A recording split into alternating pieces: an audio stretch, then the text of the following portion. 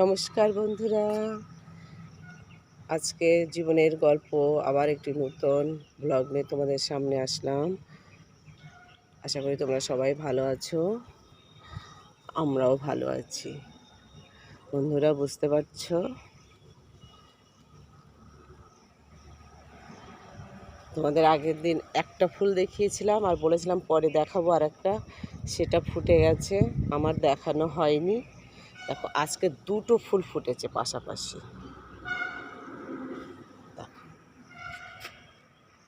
এত সুন্দর লাগছে। মানে এদের ইয়েটা দেখতে পাচ্ছ, পুরো আমার হাতটা পুরোটা নিয়ে নিয়েছে, কত বড়। মানে সে আমরা বলি না 1 বিঘা, দেখো এত বড়। আমার এটা তো বেশি হয়ে গেছে, হাতের থেকে বেশি বড় হয়ে গেছে, পুরো 1 বিঘেরও বেশি বড় বড় ফুলগুলো। খুব সুন্দর লাগছে, আমার ভালো লাগছে। এর মধ্যে হয়ে গেছে, রবীন্দ্র জয়ন্তী চলে গেল, দেশের পরিস্থিতি ভালো না। এর মধ্যে কি ভেবেছিলাম 2-1টা গান করব তোমাদের সঙ্গে, যাই হোক হয়নি। তবে আজকে ছাদে এসে এত ফুরফুরে হাওয়ায় যে ফুলগুলো নড়ছে দেখতে পাচ্ছ, ফুরফুরে হাওয়ায় মনে হচ্ছে দুটো গান করি, রবীন্দ্রসঙ্গীতের গান করি। এখানে দেখো বন্ধুরা, এই যে জামের কালার চেঞ্জ করছে, এখানে কালার চেঞ্জ, সবুজ থেকে আস্তে আস্তে খয়েরি খয়েরি হয়ে যাচ্ছে, তারপরে কালো জাম হয়ে যাবে। এইটা দেখতে পাচ্ছি, এটাই ড্রাগন ফল হয়ে যাবে, এটাই আস্তে আস্তে ফল হয়ে যাবে। সবেদাগুলো এইভাবে দেওয়া হয়েছে, সবেদা না সরি, এটা জামরুল। আর বন্ধুরা কি বলবো, এই তো কটা ফল এসেছে, তাও আবার পাখি এসে খেয়ে গেছে। এই একটা ডাল আবার ঝড়ে ভেঙে গেছে, পাখি খেয়ে গেছে, কি যে ঝামেলা সব। তারপরে এগুলো বেঁধে দিয়েছে, এগুলো বাঁধার মধ্যে দেখতে পাচ্ছ বেশ বড় বড় হয়েছে, রঙও ছাড়ছে।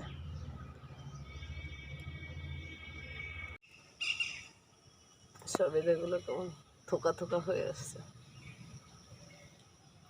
বন্ধুরা, এই যে বলছিলাম না ছাদের জামরুল পাখি খেয়ে গেছে, এই যে দেখো পাখি খেয়ে ফেলে দিয়েছে।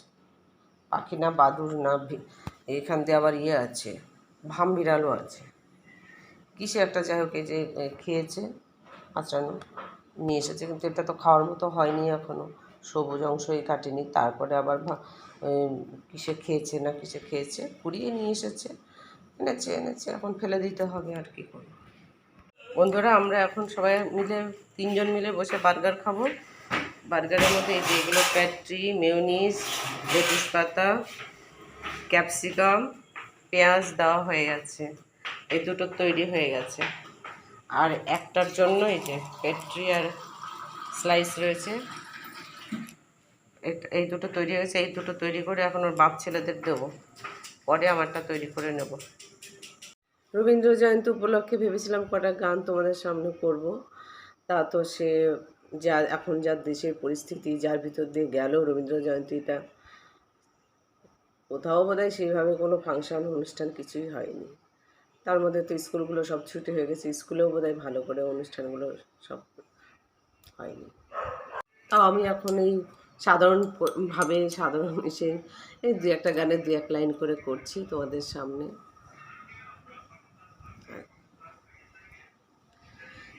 এসো এসো আমার ঘরে, এসো আমার ঘরে, বাহির হয়ে এসো,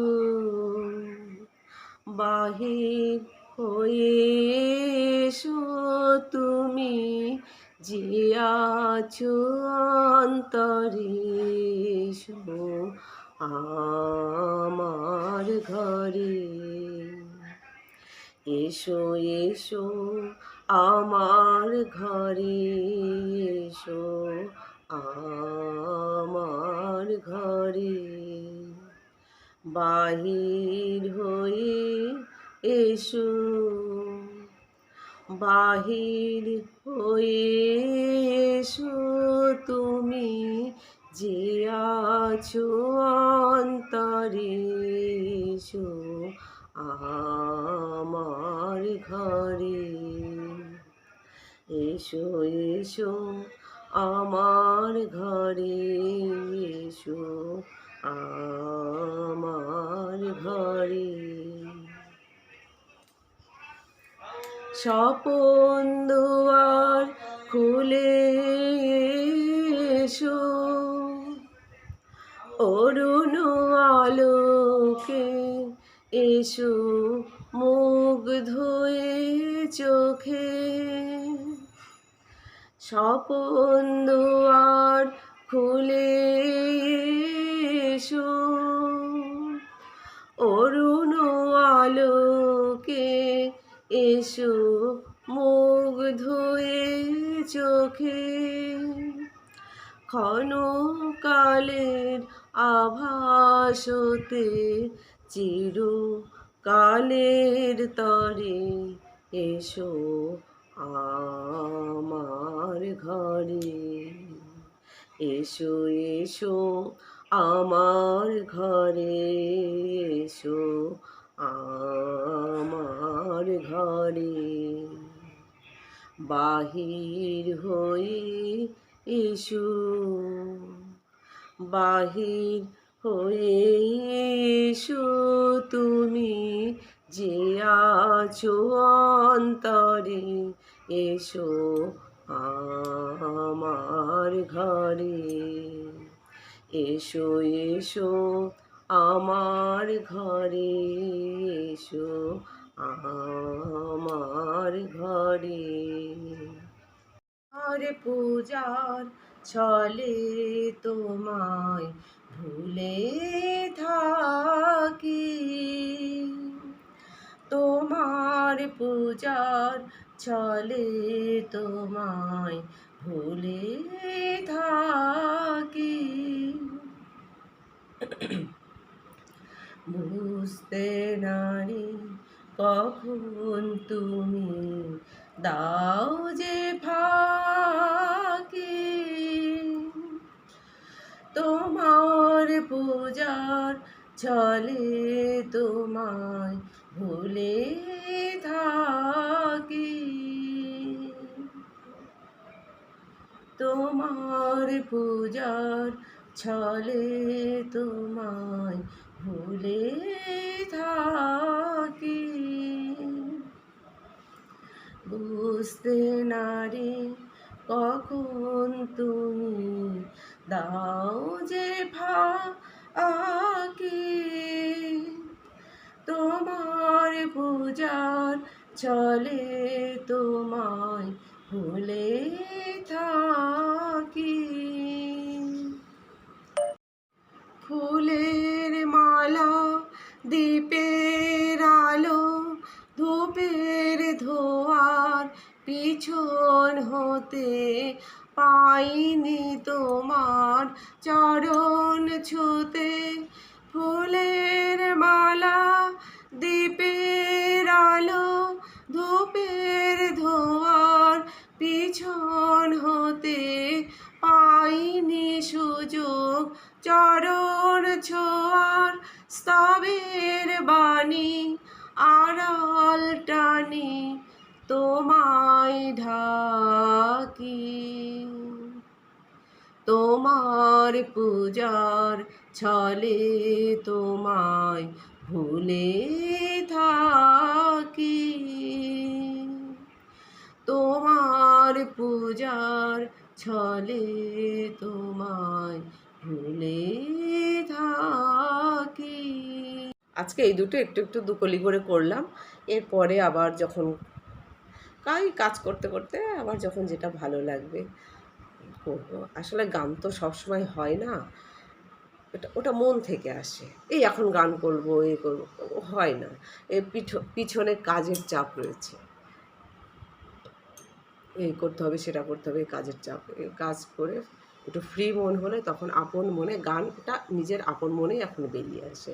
আমার তো আর এখন সেই শেখার আর কোনো চাপ নেই বা কোনো ইসের চাপ নেই যে আমাকে প্র্যাকটিস করতে হবে, করতে হবে। আমি কাজ করতে করতেই আপন মনে যখন আমার গান বেরিয়ে আসে তখনই আমি গান করি। বন্ধুরা, কটা আম ফ্রিজে রেখেছিলাম, কাঁচা আম, খুব একটা হয়নি, ওটা ছোটোই ছিল।